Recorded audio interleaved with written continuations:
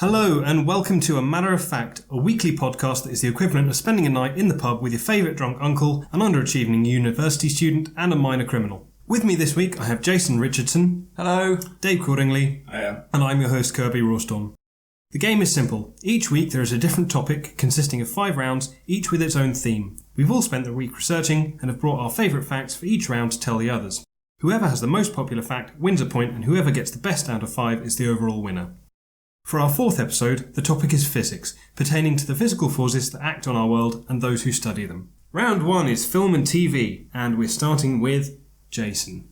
Oh, thanks. So my first fact's from the world of film and TV, and the fact is that the Death Star would have required approximately the entire energy output of the Sun for a week to destroy the planet of Alderaan.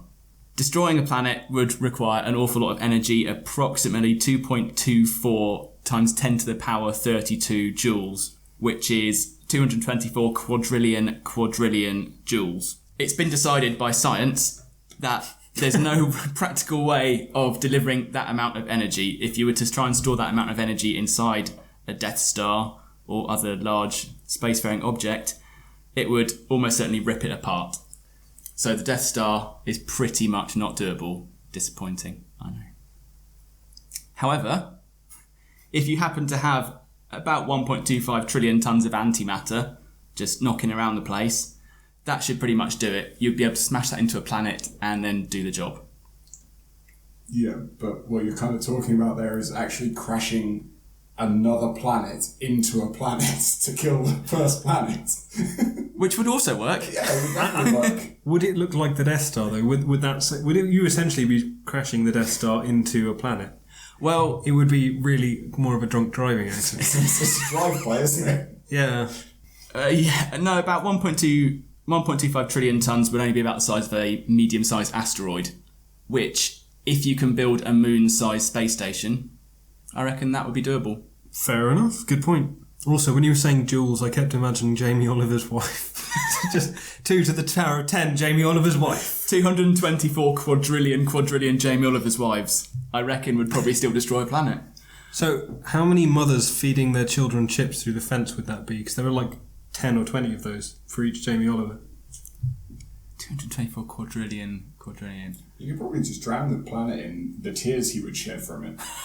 I think we were going to say the oil from the chips, but yeah, the tears of Jamie Oliver make the best roast potatoes. Oh, I'd like to see Jamie Oliver cry. Smug prick.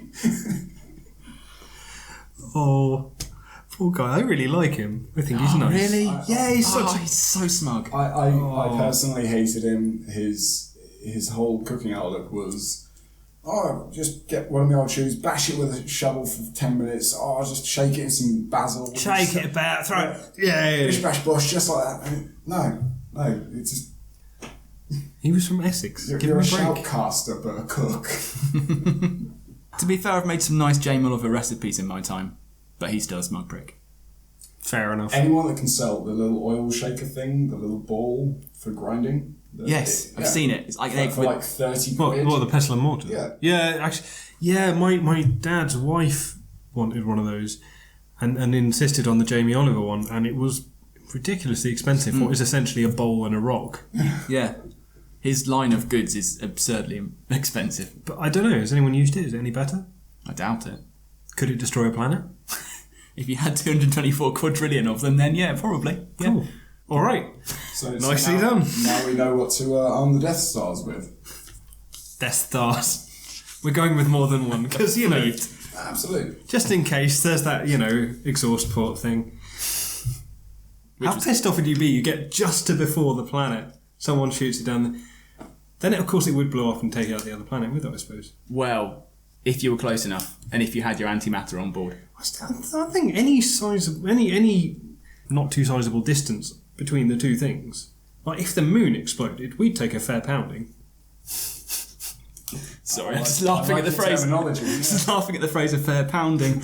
Admittedly, though, something you've kind of just said there, like if you had your antimatter on board. Now, if antimatter just comes into contact with matter, it's total annihilation. You would need to keep it magnetically suspended in a vacuum. The amount of energy just to do that would probably drain the Death Star in itself. It'd be significant. And you need a huge door in the side that would open up for it to get out of, which would be impractical. Drafty. A giant magnetic slingshot just firing it all. Railgun. Yeah, I was just thinking, Railgun. Yeah. Thank you, Transformers. Terrible film. Have you guys seen the footage of What? the US military the US Navy, I think it was, testing their railgun?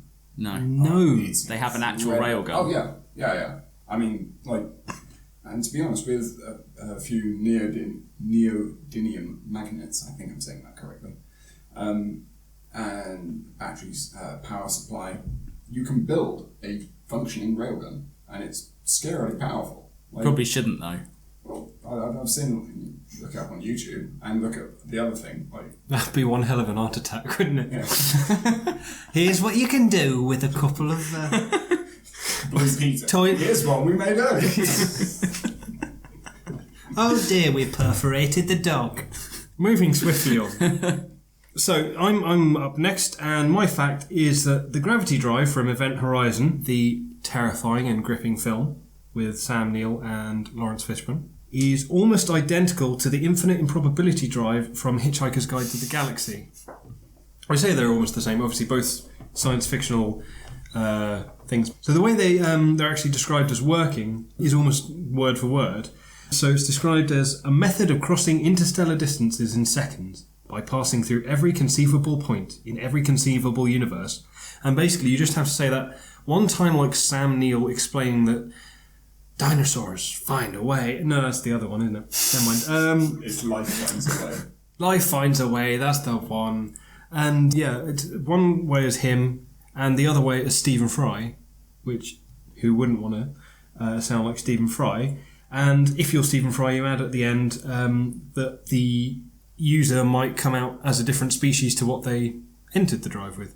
So yeah, that's almost exactly word for word. And that's pretty much a synopsis of the Star Trek Voyager episode Threshold, which was on earlier this week. That's the Janeway one, isn't it? Yeah, obviously. She was my favourite, but I just can't remember it that much detail because I was, I can go into a lot of detail, but you're going to have to edit it out, so I'm not going to bother. Wasn't she essentially a bit of an idiot to begin with, and that's the whole reason why everything, like why there's however many seasons of it there are? She could have just gone home at the beginning instead of stranding herself 70,000 light years on the other side of the galaxy. Yeah. I'm told. I'm not a fan or anything. Apparently not. Right. Yeah. Dave, you're up next. What have you got? Okay, staying on the space propulsion. Warp drives. Again, another Star Trekky kind of thing. The closest thing we're currently developing is NASA's looking into the science behind the, I can't pronounce this properly, but I'm going to give it a go, the Akombe warp drive. The hypothetical drive would work by contracting space-time behind the ship and expanding it behind the ship and contracting it in front of the ship. Like a surfboard on a wave, it would propel it through. Now, the really interesting bit about this is the ship itself would be kind of encapsulated in a bubble of space-time. That's exactly how I was seeing it, yeah. So it wouldn't experience acceleration. It could just go from static to faster than the speed of light with no effect. You wouldn't even feel it because it's the... So it's not the whole falling over thing that I always expect to happen in sci-fi films, and I think, why don't they fall over, travelling at the speed of light? They just sit there.